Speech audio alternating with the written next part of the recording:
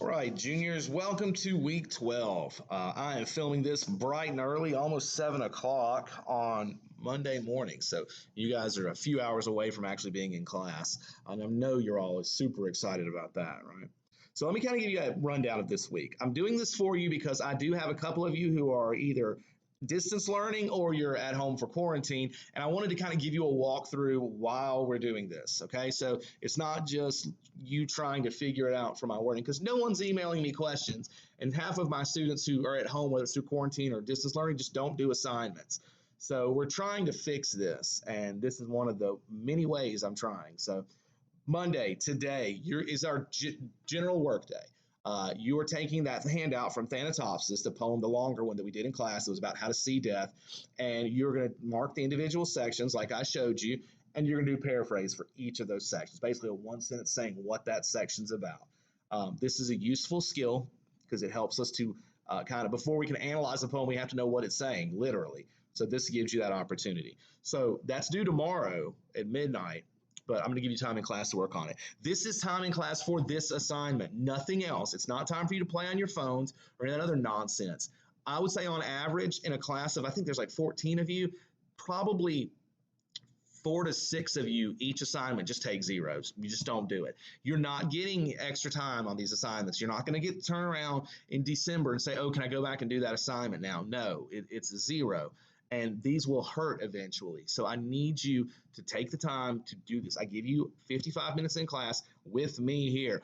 This assignment can probably be done in about 20 minutes. When you're done with that, you can work on other classes. It is not time to be playing that stupid Among Us game, which causes you guys to be loud and obnoxious. So we're not doing that. You can work on other stuff, but you can't play that or play on your phone, period. This isn't study hall, all right? So it's for working on your assignments. Oops, got to go to the actual page, not this. All right. Tuesday and Wednesday, I'm going to kind of do these two together. All right. We're going to be covering 3 poems that are not in your book. And actually, later today, you'll find a document right here that will have these 3 poems listed. They're Contentment by Oliver Wendell Holmes, who we did read one of his poems last week. You're going to get The First Snowfall by James Russell Lowell, and then Burning Driftwood by John Greenleaf Whittier. All 3 of these, we're going to do the exact same thing we did with Thanatopsis, except instead of highlighting the individual sections, you're just going to write a paraphrase for each stanza. And you should know what a stanza is, but I'll show you with the one we do on Tuesday, the Oliver Wendell Holmes poem. All right. 2 of these poems are lengthy. Contentment and Burning Driftwood are both kind of lengthy. The James Russell Lowell poem is, I think, 3 stanzas. It's pretty short. Okay. Writing paraphrases this isn't difficult, all right, but I want to show you how to do it. These are your grade for this week, okay? It's really simple to do them as we're talking about them in class, to be honest with you, but those of you who are not that way, we'll have next Monday, of course. Hey, pay attention to these. These questions right here, if you haven't noticed, are the written questions on your tests. Most of you struggle with the written questions, all right? They're not strong. You repeat the question and you say a bunch of really vague things hoping you got the answer right, and that's not what we're going to do, okay? So these are giving you a heads up. They're either the question directly or there's some version of it we're going to see. Speaking of tests, the test on The Devil and Tom Walker, that short story you read, and all these fireside poets is going to be next Tuesday. That's November 3rd, Election Day. We're going to do our test that day, okay? Now, Thursday I'm excited about. Thursday we're going to cover a documentary I saw. I know you're thrilled. I said the word documentary and everybody just on their edge of their seat. Guys, we don't watch movies in my class. It is something I despise. I think it's a lazy teacher technique. But this documentary we're going to watch. We're going to watch it in groups of 3. So we'll do it all the days leading up to the Thanksgiving break. And it's a great documentary. I saw it a few months ago when it first came out, as far as I know. Now, the first time it showed up on Netflix anyway.